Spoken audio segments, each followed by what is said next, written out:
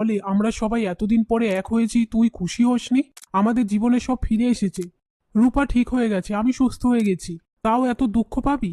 সোনা বলে সেটা তোমাদের মনে হচ্ছে, আমার না, আমার জন্য কিছুই পাল্টায়নি। আমি কোনোদিনও ভুলবো না যে তুমি আমায় মারার জন্য ছেড়ে দিয়েছিলে। তুমি যতবার আমার সামনে এসে দাঁড়াবে ততবার আমার এই কথাটাই মনে পড়বে।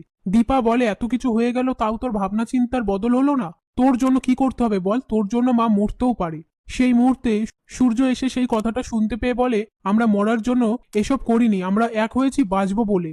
আর সোনাকে বলে এতদিন আমি ভাবতাম তুই তোর মাকে হারিয়ে রূপাকে হারিয়ে দুঃখে আছিস, তার জন্য অসুস্থ হয়ে পড়েছিলিস, কিন্তু আমি ভুল ভাবতাম তুই স্বার্থপর। এই বলে সোনাকে কথা শোনাতে থাকে। তখনই দীপা বলে আপনি এসব কি কথা বলছেন, প্লিজ চুপ করুন। কিন্তু সূর্য সমানে কথা শোনাতেই থাকে। এরপর রূপা এসে সোনাকে বলে আগে আমিও বাবাকে ভুল বুঝতাম, আমরা দুই বোন মিলে বাবা মার সাথে খুব হ্যাপি থাকবো, আমাদের মধ্যে আর কেউ থাকবে না। তারপর চারু